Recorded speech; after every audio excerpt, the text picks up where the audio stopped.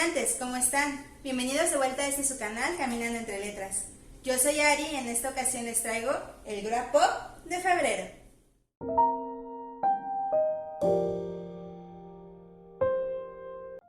El primer libro que les traigo en esta ocasión lo leí en digital, por lo cual les voy a poner la imagen de este lado. Es Casas Vacías de Brenda Navarro, publicado en el 2019 por la editorial Sexto Piso. ¿De qué va esta historia? Es una historia ambientada en un México contemporáneo que nos habla de dos mujeres con vidas totalmente diferentes que afrontan cada una a su manera la pérdida de un hijo. Una, por un lado, es española, residente en México, que tiene una vida acomodada, tal vez no con lujos, pero no le falta nada. Ella pierde a su hijo Daniel y por otro lado le queda una sobrina que había adoptado. Por otro lado, la mexicana tiene una vida un poco precaria, con una relación inestable y tal vez un poco tóxica. No, realmente bastante tóxica. Y ella, por otro lado, pierde a Leonel. Entonces, conforme va avanzando la historia, nos va contando Brenda Navarro cómo se entrelazan sus vidas a lo largo de esta. Hay capítulos en los que los narra la española, hay capítulos narrados por la mexicana, y en cada uno de ellos se nota el realismo y la crueldad que se vive día a día. No diluye para nada los pensamientos de ninguna de las protagonistas, nos cuestiona la maternidad por obligación e imposición social o la maternidad por decisión propia. Es un libro muy realista y desarrolla los personajes de una manera en que te es fácil meterte en los zapatos de una o de la otra. A lo largo de la historia nos narra cómo es que pierden a sus hijos, cómo es que los tuvieron y las consecuencias después de haberlos perdido. Está muy bien planteado. Nos habla sobre las consecuencias por el lado de la familia de la española, donde está su sobrina que tiene que vivir con la pérdida de Daniel también, y por este otro lado de la mexicana nos habla de cómo su deseo por ser madre, a dónde la puede llevar después de haber perdido a Leonel. Está muy bien planteada la historia, me gustó demasiado. Es una lectura que fue facilísima para mí. En realidad yo la empecé en la mañana y la terminé por la tarde, me atrapó totalmente. Tiene demasiados modismos mexicanos, es fácil ponerme, al menos a mí que soy mexicana, en los zapatos de cualquiera de las dos protagonistas en su entorno, dado que vivo en ese entorno. Por otro lado, me di la oportunidad de escuchar el audiolibro que está dentro del catálogo de Storytel, entonces también le pongo una muy buena calificación al audiolibro. Se nota en las palabras de las narradoras los sentimientos que tienen cada una de las personajes. Está muy bien. Cualquiera de las dos opciones estaría fabulosa. La verdad es que últimamente me ha dado por comparar, bueno, no comparar, sino más bien complementar mis lecturas con el audiolibro. Siento que es algo muy bueno. En esta ocasión pues lo leí en digital, pero después me di la oportunidad de escucharlo y estuvo muy bien hecho. Y pues qué les puedo decir, al final nos deja con la reflexión de si realmente el instinto materno está en todas y cada una de las mujeres, y en las que sí lo hay, hasta dónde nos puede llevar estas ganas de ser madres. Es una lectura que recomiendo mucho. Se fue con 5 estrellas en Goodreads y ojalá ustedes se puedan dar la oportunidad de leerlo. La segunda lectura que les traigo en esta ocasión es Mujercitas y aquellas mujercitas. Bueno, yo sé que en mi edición dice más cosas de mujercitas, pero usualmente la van a encontrar como aquellas mujercitas. La gran mayoría de las editoriales lo manejan los dos en un mismo libro. Este es de Editorial Porrúa, pero van a encontrar un sinfín de editoriales el cual lo manejan al ser un clásico. Yo tengo con esta edición muchísimos años, la verdad es que apenas me animé a leerla, tal vez un tanto presionada por la película que se estrenó el año pasado. Y bueno, por fin me animé a leerlo. La autora es Louisa May Alcott, está escrito y publicado en 1868. ¿De qué va nuestra historia? Es una historia ambientada en los Estados Unidos, aproximadamente a finales de la Guerra de Secesión, por ahí de 1860. y nos narra el día a día de la familia March, centrada sobre todo en sus 4 hijas, la mayor Meg, que es un tanto vanidosa y correcta, la que le sigue es Joe, que es como que la más intrépida, impulsiva, le sigue Beth, que tiende a ser dulce, abnegada, ay, son un claxon, tiende a ser dulce, abnegada, inocente, y por último la más chica Amy, que es como que la más testaruda e impulsiva. Ay, no me quieren dejar grabar el video, ¿verdad? Todo se escucha. Bueno, se centra en todos estos personajes, son 4 hermanas. ¿En qué empieza la historia? Es una noche de Navidad donde no está su papá porque se encuentra todavía en la guerra, solo se quedan al cuidado de su mamá y de su ama de llaves Hannah. Entonces deciden entre toda la familia no tener una cena navideña y ir a ayudar a los más necesitados. Al enterarse de esto, su vecino, el señor Lawrence, queda muy agradecido con ellos, sin que ellos lo esperen, les da un reconocimiento, y más allá de eso se vuelve casi parte de esa familia junto con su sobrino Laurie, que es aproximadamente de la edad de Joe, de Meg, de las 2 mayores. Y ahí empieza la historia. Toda la primera parte, que es Mujercitas, nos habla desde que son niñas hasta más o menos la juventud. Es un día a día de cómo van viviendo ellas, de aventuras, a veces de Joe, a veces de Meg, a veces de Amy, a veces de las 4. Y lo que me llama mucho la atención y me gusta mucho es el personaje de la mamá, la señora March, la manera en cómo logra que sus hijas entiendan las cosas, en cómo le da las lecciones. Me encanta. Cada capítulo te da una lección, te da un cómo debería ser, es como una guía de las buenas costumbres de aquella época. Digo, tomando en cuenta que eran 1860, sí, yo sé que hoy en día muchas de esas ya no aplicarían, pero muchas otras sí, y yo creo que es por eso, por lo cual a pesar de los años no ha pasado de moda Mujercitas. Me encanta la manera en cómo las hace entender, sin gritos, sin regaños. Tiene una manera de hacerles entender la vida y el por qué tendrían o no tendrían que hacer ciertas acciones sin siquiera imponer su voluntad entre ellas. Me encanta ese personaje, o sea, tiene una creatividad que ojalá muchas madres hoy en día tuviéramos o tuvieran. Por otro lado, tiene Aquellas Mujercitas, que nos habla de la historia 3 años después con los mismos protagonistas, nada más que 3 años más grandes. Ya es como una edad joven, y digamos que para esos ayeres ya estaban en edad casadera las 4 hermanas. Entonces la novela se vuelve un tanto más romántica y tal vez llega a ser incluso un poco melosa. Tiene muchos vaivienes emocionales la segunda parte, está muy bonita. Igual ya no son tantas lecciones del cómo debería de comportarse un niño, sino ya más bien un joven. Nos habla de cómo una de ellas, que ya está casada, los retos que tiene que enfrentar en su matrimonio y cómo no todo es tan sencillo como ella lo creía. Me gusta cómo la autora, si bien en el principio nos planteó los sueños y esperanzas de cada una de las hermanas, en esta parte nos muestra qué tanto se cumplieron y qué tantos la vida les mostró que no eran tan necesarios para que ellas fueran felices. Me encantó esa parte. De esta hay demasiadas adaptaciones, de hecho seguramente ya han de haber visto alguna. Hay una película de 1994 con Winona Ryder, esa no la he visto. Dicen que está muy buena, pero la verdad es que no me he dado la oportunidad de verla. La otra es la que salió el año pasado, esa sí ya la vi, está muy apegada al primer libro sobre todo, muy buenos personajes, muy buen cast, la verdad es que no me quejo.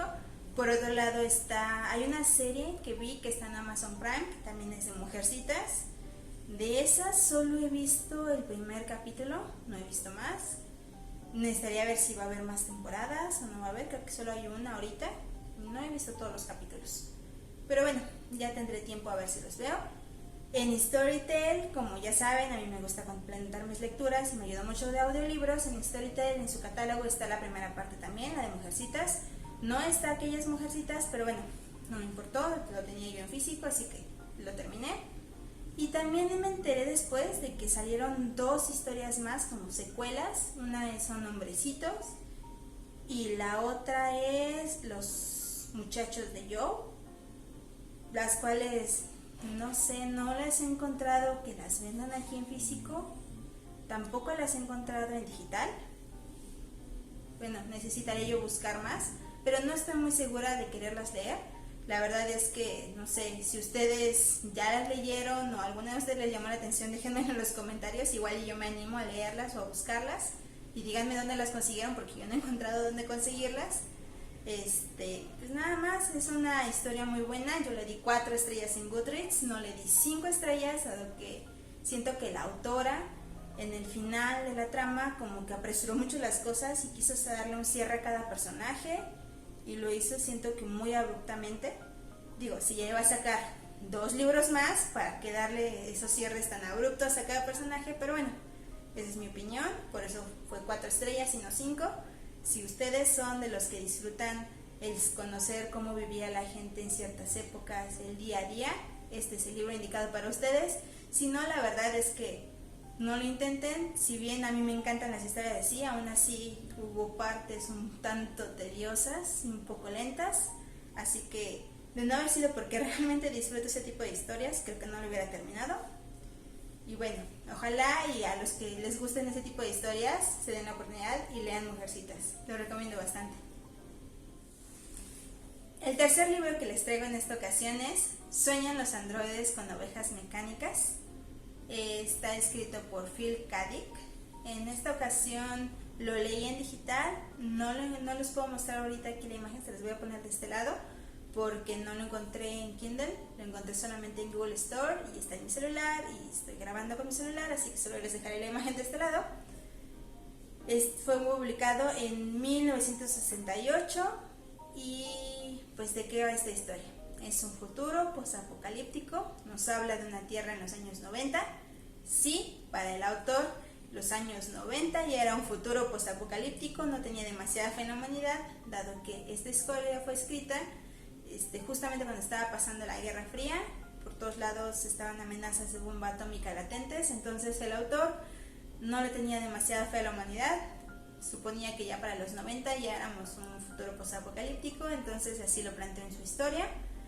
Nos habla de 2 personajes, uno es Rick, que es un cazarrecompensas dedicado a retirar androides de la Tierra que huyeron de las colonias, porque en este punto muchos humanos emigraron a otros planetas creando colonias y los androides llegan a la Tierra para poder esconderse. Y por otro lado está Isidore, que es un hombre que ya tiene una deficiencia mental por la alta toxicidad que hay en la Tierra, el cual lo llaman especial y tiene un trabajo fácil de entrega a domicilio de animales sintéticos. ¿De qué nos habla esta historia? Nos habla del día a día de las personas en esta nueva tierra, nos habla de sus nuevos valores, de sus nuevas religiones y de ese valor que le han aprendido a dar a la vida en general. Siento que el autor asemeja mucho a los androides, a cómo él veía a los humanos en su época. Para poder ellos diferenciar un androide de un humano, lo que hacen es un test empático. Se supone que los androides no son muy empáticos y los humanos sí lo somos. Entonces yo creo que el autor veía que sus semejantes en la época en la que él estuvo escribiéndolo no eran así, no eran empáticos, y nos plantea que en ese futuro posapocalíptico las personas aprendieron a ser más empáticas, aprendieron a valorar más la vida en general, no solo la vida humana, la vida animal, la vida vegetal, y apreciarla realmente. Ellos tienen un cuidado extremo con los animales y tienen esa necesidad de tenerlo. Nos plantea si una vida orgánica es igual de valiosa que una vida sintética. Hay pocos animales, son muy caros y la mayoría de las personas quiere tener uno, pero al no poder costear un animal orgánico se van por la vía de un animal sintético. para sentirse acompañados y tener una compañía más allá de la vida humana, de sentir que están al cuidado de algo que no son solo ellos. Siento que el autor nos hace ver que la humanidad no valora lo que tiene hasta que lo ve perdido. Y ahí es cuando él se plantea si los androides son como serían los humanos de esos ayeres, y como hoy en día lo son, porque muchos todavía siguen siendo así. Hoy en día hemos avanzado bastante, hemos dadole un poco más de valor a los animales, a las plantas, a todo ser vivo y en general al planeta. Nos falta mucho por recorrer, pero bueno, el autor ya veía un futuro posapocalíptico en los 90s, entonces ya le llevamos 30 años de ventaja todavía y esperemos nos queden muchos más para evitar todos estos futuros apocalípticos que siempre nos muestran ese tipo de historias. Digo, para no spoilear más la historia, solo diré que el final me dejó así mega reflexionando. Espero que a ustedes también les deje reflexionando demasiado. Yo le puse 4 estrellas en Goodreads porque no tiene personajes muy desarrollados, no crecen a lo largo de la historia demasiado. Siento que a mí me faltan personajes más redondos para poderle poner una calificación más alta. Sin embargo, la historia está tan bien planteada que aunque los personajes no son tan redondos y tan completos, siento que se merece un 4 estrellas. Este libro inspiró una película que se llama Blade Runner, que se fue publicada en 1982. El autor estuvo muy involucrado en la realización de la película, pero desgraciadamente falleció antes de que se estrenara. Y después hubo una secuela que salió apenas en el 2017, que se llama Blade Runner 2049, la cual nos plantea la secuela 30 años después de Blade Runner. Entonces, se oye interesante, la verdad. Yo no he visto estas películas, ustedes cuéntenme si han visto alguna de ellas y cuéntenme si sabían que se basaba en este libro. La verdad es que para este video me documenté un poco más y fue cuando me enteré que este libro inspiró estas películas y ahora me ha dado un poco de curiosidad de verlas. Pero bueno, espero que a ustedes les despierte un poco la curiosidad de leer el libro, está muy bien y lo recomiendo bastante. Ojalá lo lean pronto. El cuarto y último libro que les traigo en esta ocasión es Circe de Madeline Miller. Igualmente les voy a poner de este lado la imagen, dado que lo leí en digital. Fue publicado en el 2019 por la editorial Alianza. Y pues bueno, ¿de qué va esta historia? Bueno, antes de comenzar, quiero aclarar que esta no es una historia infantil. Entonces siento que como tiene escenas muy fuertes y crudas, debería de ser para mayores de 15 años tal vez.